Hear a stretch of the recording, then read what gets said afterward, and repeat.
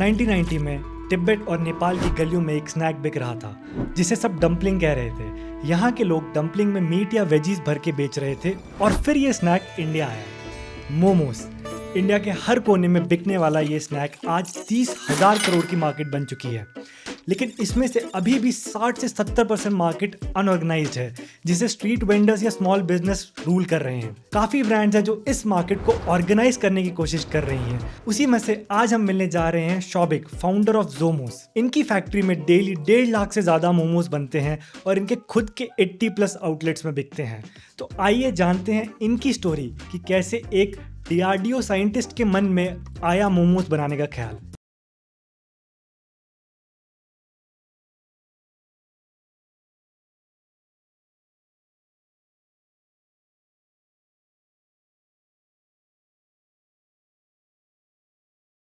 I'm Shouvik Dhar. I'm the co-founder of Zomoz.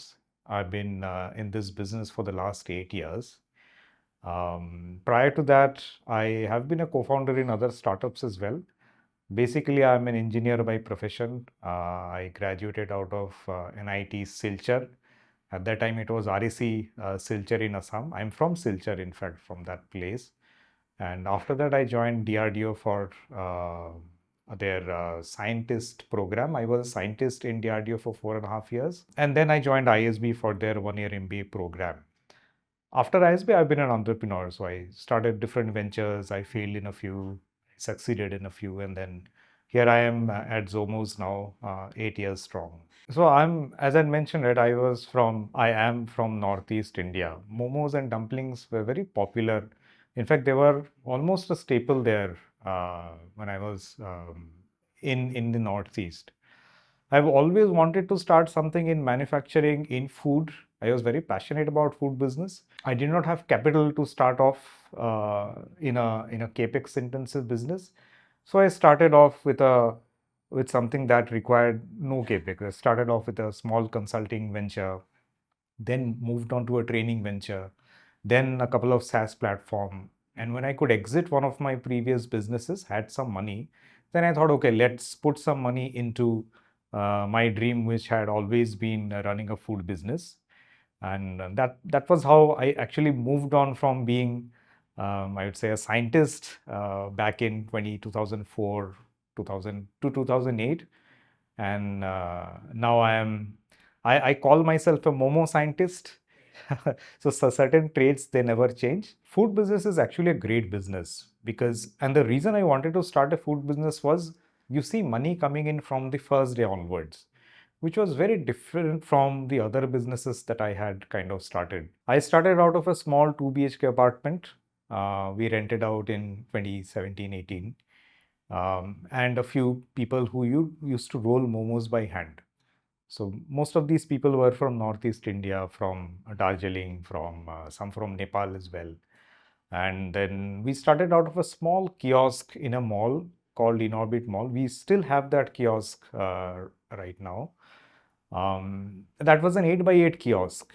And there the sales were great. In fact, in the first month itself, we broke even. We had good sales, good traction. And we were very happy. We thought that, yes, this is in fact a product market fit that we were kind of looking for. But then there were challenges to that. We learned in a few months itself. We learned very early on. PVR approached us for momo supply across all their screens. And that was, I think, 3 months down the line. And we were very happy. We were overjoyed. We started making momos for PVR.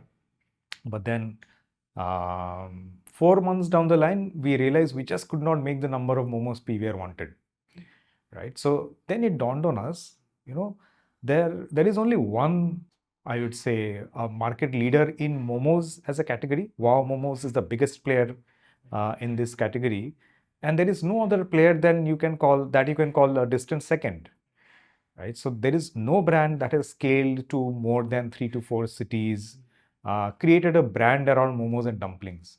We realized then, when we could not make momos for PVR, that the reason a lot of F&B entrepreneurs don't go into momos is because it is a very back-end heavy process, skilled labor dependent. In case of momos, one person can make on an average about 1200 pieces in a 6-hour duration, that person can't make 2400 pieces in that duration.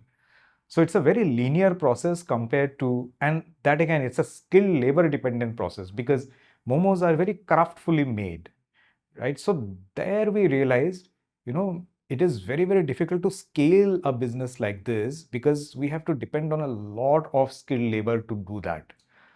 Then the entire, premise of running or scaling a business in this category, it came down hard on us, and we had to decide, okay, either we bring in more people, we had to put in a lot more money to kind of train people and then make these people make momos, or we needed to do something that was totally different.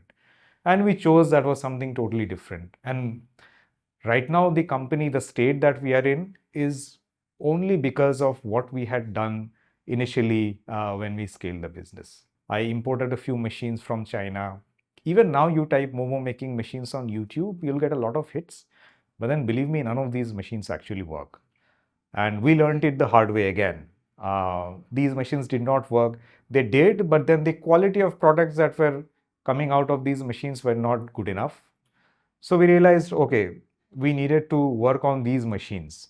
We took those machines apart. We reverse engineered these machines. We made certain Indian specific components there. It took about, I would say, 15 months for us to make machines that were making momos better than the ones made by hand. So yes, initially it was a rocky road, but then later on, as things panned out, and I kept my folks abreast of whatever developments that were happening. Momos came to me because I saw there were a lot of small stalls coming around in Hyderabad. I was in Hyderabad for by that time I was for 8 to 9 years I was in Hyderabad. So I knew Hyderabad quite a bit, and I saw that there was demand there, but then still there was no organized player doing that. So I thought, okay, let's start from here itself, and the demand grew. Right now, Hyderabad is as good as other cities, not as much as Bangalore though, but then still it's a very, very good city where the momo demand is good too. It took a few years to grow from zero to, I would say till COVID, we were at a 4.5 crore sale mark. We were a PAT positive company then. So I grew the company profitably till that point in time, and until COVID. After COVID, it was a haywire situation. But then before COVID, the idea was to put my own money and grow this business and grow it profitably. I never saw this as a business where I would raise investors' money and then grow it further. I always thought of Zomoz as a venture that I would grow with my own money. I was reinvesting whatever money from profits I used to get from these outlets and then open outlets. And as a result, the growth was relatively slow, but then it was profitable. And it was, again, I would always see that as a side business. Right before COVID, right, I came in contact with a couple of folks from Deloitte. They were consultants with Deloitte. These guys had approached me for a franchisee of Zomoz, and I said, okay, let's go ahead and do that. They wanted that as a side business, and then they actually liked the business so much, they decided to join Zomoz full time. So our model is such where we make everything in one central kitchen. We ship from one central kitchen to all other outlets. The product is standardized because of that. Products are totally untouched by hand. So they felt this was very easy to scale.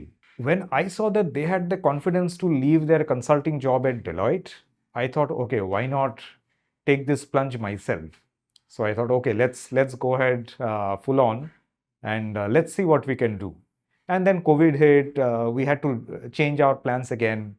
When the first unlock happened, right, when things were starting to open up, we saw Swiggy and Zomato sales picking up, cloud kitchen sales. And we thought, okay, now people are not coming to our retail outlets. Why not open cloud kitchens? So that was a small pivot that we had done based on what the situation was at that point in time. We opened a few cloud kitchens in Hyderabad. Those cloud kitchens started doing well. And we were in touch with Rebel Foods, the biggest cloud kitchen players at that point in time for supply of momos. They told us, if you guys are operating cloud kitchens, why not open in our locations? We have space in our cloud kitchens. You can take some space, 50 to 100 square feet space in our kitchens, and then operate. Do it in a different city, not Hyderabad, and see if the brand pool works or not. And we said, yeah, let's go ahead and do it. We opened a few cloud kitchens in Bangalore with them, and they started doing well. We kept on opening more outlets, and then a few months down the line, the Rebel folks invested in us. A lot of these Momo players around, they have a thicker layer and then a little bit less of a filling. If you talk about say a 25-gram Momo, on an average you will get a 12-gram wrapper to a 12-gram filling or a 13-gram filling. Because our momos are all automated, in a 25-gram momo, 17 to 18 grams is the weight of the filling and the remaining is the wrapper. We can make a wrapper that is 0.7 mm in thickness. So that something can't be achieved. It can be if somebody takes a lot of time to roll a momo by hand. It is very difficult to achieve that thickness by hand. So we feel and we know that we are quite confident about the fact, because we have been momo scientists for a long time, that because they are all automated, we have this uniform thickness of the wrapper. So Zomoz is 72 outlets strong right now. We are mostly in South India, some presence in Western India as well. 10 states, 10 cities is where we are present in.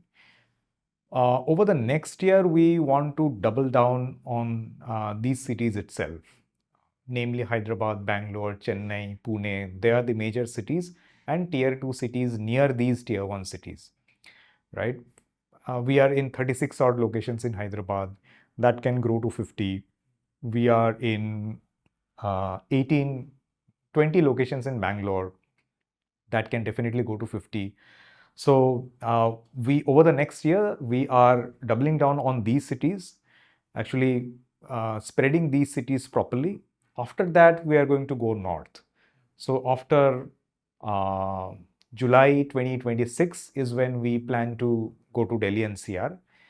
But before that, it's all about expanding presence in these cities where we are present in, and then have a solid base for us to go to a different geography. That's what we have in mind for Zomoz right over the next year. Food and FMCG are very different. Of course, one is a subset of the other, you can call it. As far as a framework is concerned, it again depends on what you want to do with a food business. So let me talk about food business first. You can be happy with a single outlet, big restaurant, and based on that, your decisions change. Versus, you could be somebody like me who wants to, open smaller outlets, smaller shops, and then grow that in number. Both are okay in the way you want to do it, but then basically for food, the most important thing is to standardize. Every order, every plate that you serve is a moment of truth. Again, something that I actually believe that very, very strongly. And if you are not standardized, you are going to die in time. So customers are going to be very unforgiving. They are going to stop ordering from you. You have to have that standardization bit built in. For that reason, you have to make it SOP driven. If not automating processes, SOPs are a great way to kind of ensure that in food, you have a confidence that, okay, every day I'm making this particular cuisine, this particular product, this has to taste the same every day, right? So all other things follow from that basic core truth. So standardization is the key as far as food business is concerned. The second aspect is unit economics in food businesses. Generally, as I said, food business makes money from day one itself. You can't say that, okay, if you are scaling a food business, I'm going to open 300, 400 outlets and then I'm going to start thinking about profitability. No.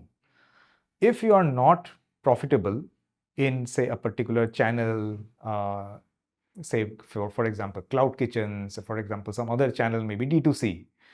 If you are not profitable after a point in time, you should take a hard call to stop that, because you are doing something wrong. You have to reinvent, you have to do something different. There is always a level of comparison that comes, right? All my friends and all my colleagues are making a lot of money, what to do? These things used to bug me initially. I was not a successful entrepreneur for a long time. I had times where, I was very dejected that, what am I doing? Right? Nothing is working out. But then right now, looking back, I feel that those were the good formative years that actually made the person I am today. So I'm happy because of these initial years of struggle.